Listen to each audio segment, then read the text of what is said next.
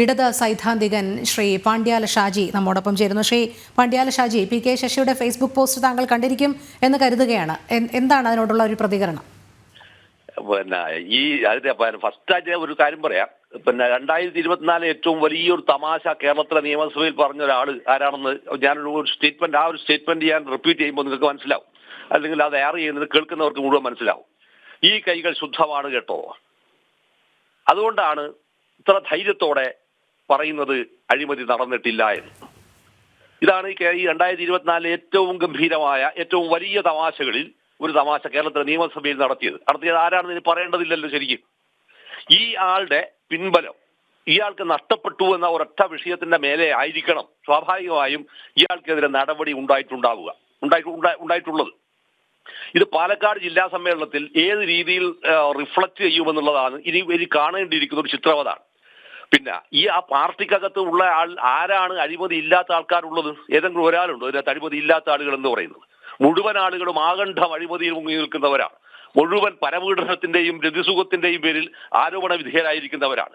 ഇത്തരത്തിലുണ്ടായിരിക്കുന്ന അങ്ങേയറ്റം അസംബന്ധമായ, ജനാധിപത്യ വിരുദ്ധമായ ഒരു സംഘടനാ ഒരു പാർട്ടി സംഘടനാ സംവിധാനത്തിന് അകത്ത് 2024 പലർക്കും ഗുണമായിട്ടുണ്ടായിരിക്കും. സ്വാഭാവികമായും എന്തായിരിക്കും 2025 അവർക്ക് അത്ര ഗുണകരമായിരിക്കുകയുമില്ല. ഈ ഗുണകരമായിരിക്കില്ല എന്നത് ആരും കൂടിയായിരിക്കും.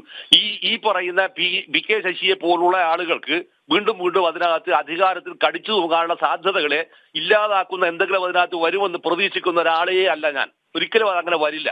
കാരണം ആ പാർട്ടി അതുപോലെ തന്നെ ഈ സംവിധാനത്തിലൂടെ തന്നെ തുടരേണ്ടത്, നിലനിൽക്കേണ്ടത് അതിനകത്തുള്ള മുഴുവൻ അഴിമതിക്കാരുടെയും താല്പര്യത്തിന്റെ ഭാഗമാണ്. അതുകൊണ്ട് തന്നെ അതിനകത്ത് നിന്ന് എന്തെങ്കിലും തരത്തിലുണ്ടായിരിക്കുന്ന ഒരു റിയാക്ഷൻ വരുമെന്നുള്ള കാര്യം പ്രതീക്ഷിക്കുന്നത് അങ്ങേയറ്റം ബുദ്ധിശൂന്യതയാണ്. ഈ ബുദ്ധിശൂന്യതയായതുകൊണ്ട് ഇത് ശരിക്കും എന്താ പറഞ്ഞാൽ നേരത്തെ വലിയ ഇടത് നിരീക്ഷകനായിട്ടുള്ള ചിന്തകൻ കൂടിയായിട്ടുള്ള ജെ രഘു തലശ്ശേരി നടത്തിയിരിക്കുന്ന MP വളറാം മാസ്റ്ററുടെ ഒരു പ്രോഗ്രാമിന്റെ ഒരു പുസ്തക പ്രകാശന ചടങ്ങിനകത്ത് പ്രഭാഷണം നടത്തുമ്പോൾ ജെ രഘു നടത്തിയിരിക്കുന്ന ഒരു പരാമർശമുണ്ട്.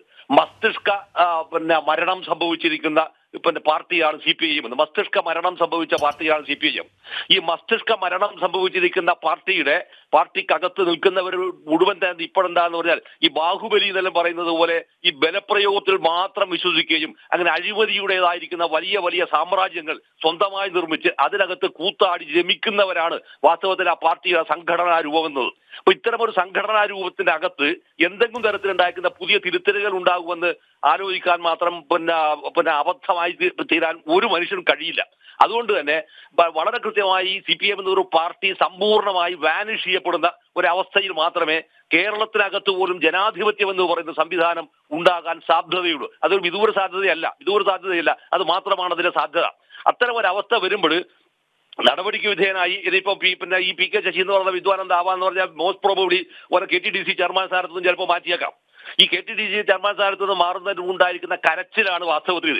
എന്തുകൊണ്ടാണ് ഇത്രയേറെ ആരോപണത്തിന് വിധേയമായിരിക്കുന്ന ഒരു മനുഷ്യൻ, നിരവധി പോർണോഗ്രാഫിക് സംഭവവുമായി ബന്ധപ്പെട്ടിരിക്കുന്ന ആരോപണങ്ങൾക്ക് വിധേയനായിരിക്കുന്ന ഒരാൾക്ക് KTDCയുടെ തന്നെ ചെയർമാൻ തസ്തിക കൊടുത്തത് എന്നത് തന്നെ വലിയൊരു രാഷ്ട്രീയവും ധാർമ്മികവുമായ ചോദ്യം, ഒരു സാംസ്കാരികമായിരിക്കുന്ന വലിയ ക്വസ്റ്റ്യൻ ആണത്.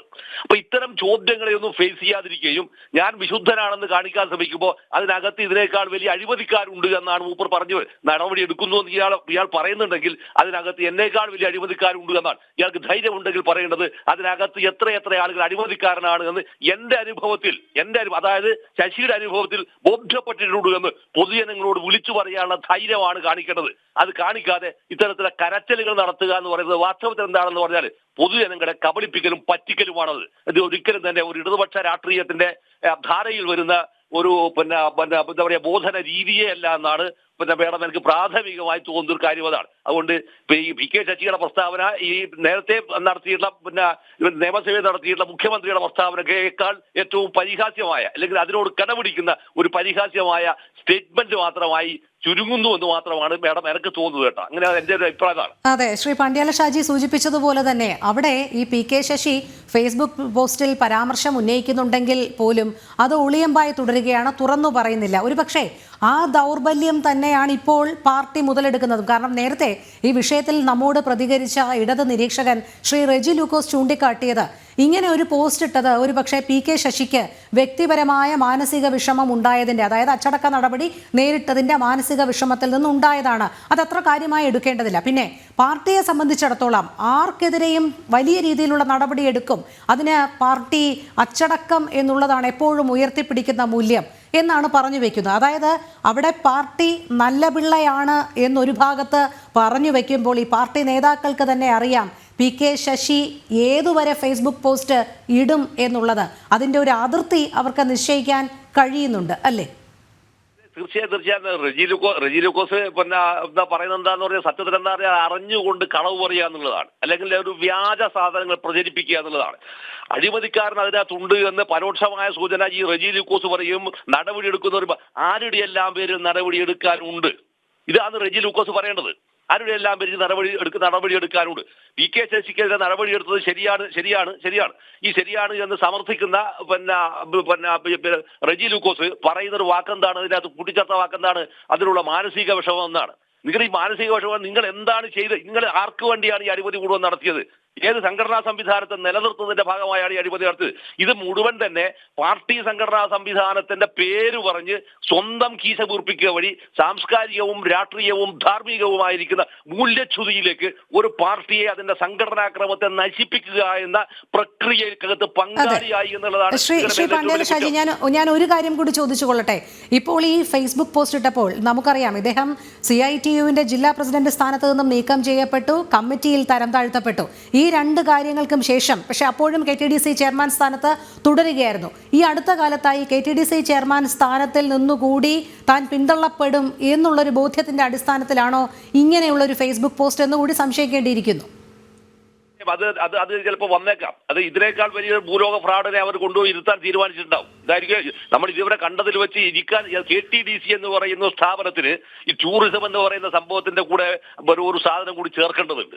അത് പോർണോഗ്രാഫിക് ആയ സംഭവം കൂടിയാണ് ഇതിന് കൂടെ ചേർക്കേണ്ടത്.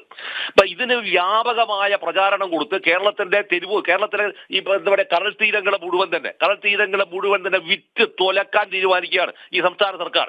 അവിടെ മുഴുവൻ വരുന്നത് പബ്ബുകളും അതിന് സമാനമായിരിക്കുന്ന മറ്റ് അനുബന്ധ സൗകര്യങ്ങളുമാണ് ചെയ്തു കൊടുക്കുന്നത്. അങ്ങനെ കേരളം എന്ന് ആയിത്തീരുക എന്ന് പറഞ്ഞാൽ വളരെ മോശപ്പെട്ട ഒരു എന്താ പറയുക സാംസ്കാരിക രാഷ്ട്രീയ അന്തരീക്ഷത്തിലേക്ക് കേരളത്തെ മാറ്റി തീർക്കുന്ന ഒരു പ്രക്രിയയാണ് ഈ KTDCന്റെ ഭാഗമായി നടത്തുന്നത്. അതിന് പറ്റിയിരിക്കുന്ന ഒരു മന്ത്രിയുമാണല്ലോ ഈ വകുപ്പ് കൈകാര്യം ചെയ്യുന്ന ഒരാൾ.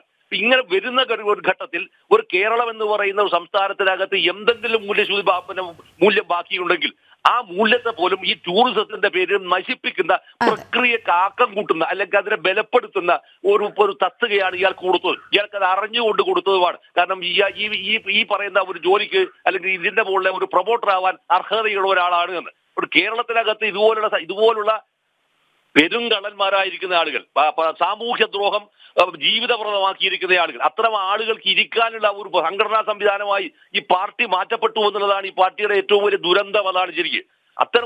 അതൊന്നും ആയിരുന്നില്ല വാസ്തവത്തിൽ. ഒരു കമ്മ്യൂണിസ്റ്റ് പാർട്ടി അങ്ങനെ അല്ല ജനം പ്രതീക്ഷിക്കുന്നു. പക്ഷെ അതാവണമെന്ന് ശടിക്കുകയും ആ ശടിക്കുന്ന ആളുകൾ ഇതിനകത്തുണ്ട് എങ്കിൽ അവർ ഇന്ന ആളുകളാണ് എന്ന് എന്നെ പോലെ കറപ്റ്റാണെന്ന് പറയുന്നിടത്താണ് സത്യത വരുന്നത്. മറിച്ച് അത് പറയാനുള്ള ധൈര്യം കാണിക്കുന്നില്ല എന്ന് പറഞ്ഞ അർത്ഥം എന്താണ്? ഒന്ന് മാത്രമേ ഉള്ളൂ, ഞാൻ ഇതിന്റെ കൂടെ തന്നെ സഹയാത്രികരായി നിന്ന് ഇങ്ങനെ പോവാന്ന് പറയാവുന്ന ഒരു ദുരുപദിഷ്ഠിത ലക്ഷ്യവും അതിന്റെ കൂടെയുണ്ട്. അത് ഈ കേരളത്തിലെ പാർട്ടി ലീഡർഷിപ്പ് അനുവദിച്ചു കൊടുക്കുമോ, വീണ്ടും തുടരാൻ അനുവദിക്കുമോ എന്നുള്ളതാണ് ചോദ്യം. അത് പറ്റില്ലാത്തൊരു അവസ്ഥ വരുന്നു എന്ന് പറഞ്ഞ അർത്ഥം എന്താണ്?